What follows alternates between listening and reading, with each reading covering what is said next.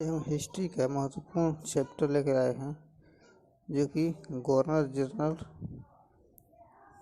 General से और बंगाल के गवर्नर जनरल का देखेंगे और उसके बाद 1857 की क्रांति से जितने क्वेश्चन बन सकते हैं वो भी एक ही वीडियो में लेकर आए हुए हैं। तो आप लोग थोड़ा लाइक और शेयर करना भूलें। और ये है चैनल का नाम, इसको ध्यान से पढ़कर चलिए शुरू करते हैं। बंगाल के गवर्नर जनरल से शुरू कर रहे हैं। फर्स्ट में दिया है बंगाल के गवर्नर जनरल रॉबर्ट क्लाइव 1757 से 60 तक से 1765 से 67 तक था। Robert Clive. दो में दिया है बेनसीटार्ड 1760 से 1764। फिर कार्टियर 1769 से 72। तब उसके बाद देख लेते हैं बंगाल के गवर्नर जनरल। पहले गवर्नर थे बंगाल के ये 3 ठो, उसके बाद गवर्नर जनरल आ जाते हैं, उनका चेंज हो जाता है। तो उसके बाद देखते हैं क्वेश्चन क्या क्या बन सकता है। तो बंगाल के गवर्नर जनरल फर्स्ट में दिया है वैन हेस्टिंग्स 1772 से 74 बंगाल का प्रथम गवर्नर जनरल बना। ये क्वेश्चन में आता है, हर परीक्षा में आता है। लॉर्ड कॉर्नवालिस 1786 से 93 और 1805 में। फिर 3 में आता है सर जॉन शोर तो 1793 से 98। फिर आता है लॉर्ड वेलेज़ली 1798 से 5 तक लॉर्ड वेलेज़ली रहता है। यह स्वयं बंगाल का सिर कहता था लॉर्ड वेलेज़ली। 5 में आ जाता है सर जॉर्ज बार्लो 1805 से 7 तक 2 ईयर के लिए आता है। फिर आ जाता है 6 नंबर पर लॉर्ड मिंटो प्रथम 1807 से 1813 तक लॉर्ड मिंटो प्रथम। इससे क्वेश्चन पूछ लेता है। फिर 7 में आ जाता है 7 नंबर में लॉर्ड हेस्टिंग्स आ जाता है तो 1813 से 1823 ईस्वी। फिर 8 में आ जाता है लॉर्ड एमहर्स्ट 1823 से 1828 ईस्वी। फिर लॉर्ड विलियम बेंटिक 1828 से 1833 ईस्वी के बीच में 1829 में सती प्रथा का उन्मूलन हुआ था, जो कि राजा राम मोहन राय भी उसमें शामिल थे। तो इसी के कार्यकाल में लॉर्ड विलियम बेंटिक इसका आता है कि कब इसका शासनकाल था, तो 1828 से 1833। और ये लॉर्ड एमहर्स्ट 1823 से 1828। इसको आप लोग ध्यान से देख लीजिएगा, इससे क्वेश्चन पूछता है। अब चलिए देख लेते हैं भारत के गवर्नर जनरल। वे तो बंगाल के गवर्नर जनरल थे, उसके बाद अब भारत के governor general Lord William Bentinck 1833 से 1835 भारत का प्रथम गवर्नर जनरल बना था। उसके बाद 2 में आता है लॉर्ड माउंटकॉफ 1835 से 1836। लॉर्ड ऑकलैंड 1836 से 1842। लॉर्ड एलनबरो 1842 से 1844। लॉर्ड हार्डिंग प्रथम ये आ जाते हैं तो 1844 से 1848। फिर 6 में दे दिया है लॉर्ड डलहौजी 1848 से 1856 तक लॉर्ड डलहौजी का रहता है शासनकाल। इसी के शासनकाल में डाक टिकट जारी हुआ, फिर से ट्रेन चला 1853 में। 16 अप्रैल 1853 में ट्रेन चला। इसी कार्यकाल में ये हड़प नीति जानता था। चलिए आगे देखते हैं। उसके बाद लास्ट हो जाता है लॉर्ड कैनिंग 1856 से 57। उसके बाद 1857 में से संबंधित राष्ट्रीय क्रांति होती है। उसके बाद में वहाँ से गवर्नर जनरल का पद समाप्त हो जाता है। उसके बाद वायसराय आ जाते हैं। उसके बाद में आगे तो उसका वीडियो आगे हम लेकर आएंगे। उससे पहले आज के लिए ये गवर्नर जनरल का वीडियो था, इसको आप लोग ध्यान से देख लीजिएगा। उसके बाद हम देखते हैं 1857 के क्रांति, जो कि महत्वपूर्ण प्रश्न क्या क्या बन सकते हैं 1857 की क्रांति से। इससे भी क्वेश्चन पूछता है।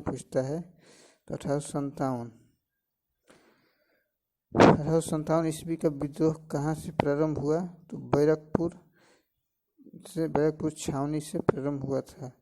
1857 ईस्वी के विद्रोह के समय भारत का गवर्नर जनरल कौन था? तो लॉर्ड कैनिंग, बता चुके हैं पीछे, वो लास्ट थे गवर्नर जनरल। उसके बाद वायसराय पद हो जाता है, गवर्नर जनरल समाप्त हो जाता है। किस सैनिक ने 1857 का विद्रोह आरंभ किया था? तो मंगल पांडे ने, जो कि चर्बी वाले कारतूस को छीलने से मना कर दिए थे, क्योंकि उसमें गाय का चर्बी रहता था, जिसको हिंदू नहीं, इसीलिए वहाँ से विद्रोह शुरू हो गया था। फिर उसके बाद चलिए देखते हैं मंगल पांडे को फांसी कब दी गई थी?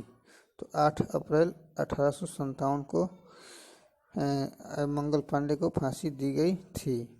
फिर 1857 के विद्रोह में कानपुर से नेतृत्व किसने किया था? तो तात्या टोपे एवं नाना साहेब ने कानपुर से विद्रोह किया था, 1857 का विद्रोह।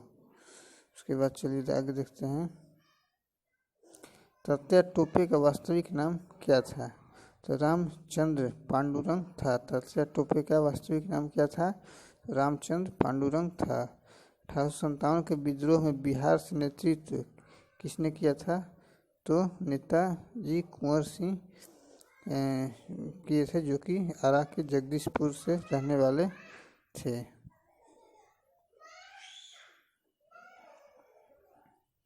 1857 ईस्वी के विद्रोह में दिल्ली से नेतृत्व किसने किया था?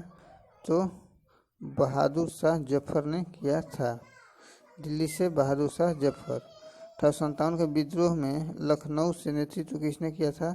तो बेगम हजरत महल ने किया था लखनऊ से। चलिए आगे देखते हैं, और अच्छा लगे तो लाइक और शेयर करना मत भूलिएगा। 1857 ईस्वी के विद्रोह में झांसी से नेतृत्व किसने किया था? तो रानी लक्ष्मीबाई ने झांसी से किया था, जो कि उसी के बारे में कहा जाता है खूब लड़ी मर्दानी वो तो झांसी वाली रानी थी। वह अकेली ऐसी थी जो पूरे अंग्रेज सेना पर भारी पड़ रही थी, लेकिन वह भी मारी गई। 1857 की क्रांति में झांसी से वह लड़ी थी। 1857 ईस्वी के विद्रोह में इलाहाबाद एवं बनारस से नेतृत्व किसने किया था? तो लियाकत अली ने किया था। चलिए आगे देखते हैं भारतीय स्वतंत्रता संग्राम 1857 पुस्तक किसने लिखी? तो बी.डी. सावरकर ने लिखी है।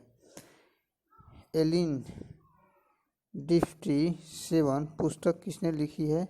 तो मौलाना अबुल कलाम आज़ाद ने लिखी है। चलिए आगे देखते हैं बहादुर शाह सेकंड को कहाँ पकड़ा गया था? तो हुमायूं के मकबरे से। बहादुर शाह सेकंड को कहाँ पकड़ा गया था? तो हुमायूं के मकबरे से पकड़ा गया था। 1857 ईस्वी का विद्रोह ब्रिटिश शासन को उखाड़ फेंकने के लिए भारतीय जनता की क्रांति है, ये किसके वाक्य था? तो कार्ल मार्क्स का वाक्य था।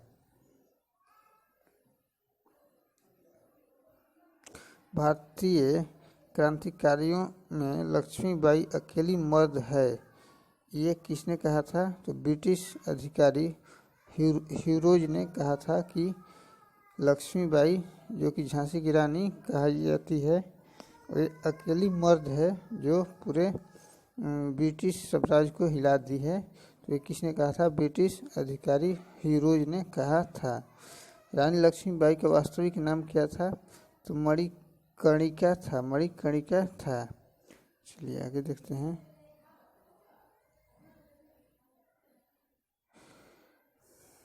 1857 ईस्वी के विद्रोह की असफलता के बाद बहादुर शाह सेकंड को किस स्थान पर निर्वासित किया गया था? तो रंगून में निर्वासित किया गया था। इलाहाबाद को किसने आपातकालीन मुख्यालय बनाया था? तो लॉर्ड कैनिंग ने बनाया था इलाहाबाद को आपातकालीन मुख्यालय। उस समय वही गवर्नर जनरल थे। भारतीय सुधार समिति की स्थापना किसने की थी? कब की गई थी? 1857 में की गई थी। 1857 ईस्वी की क्रांति का चिन्ह क्या निश्चित किया गया? तो कमल व चपाटी किया गया था। ठीक है, इतना ही था। इससे आगे और लेकर आएंगे। तब तक ये आप लोग लाइक, शेयर और सब्सक्राइब चैनल को करना ना भूलें। धन्यवाद।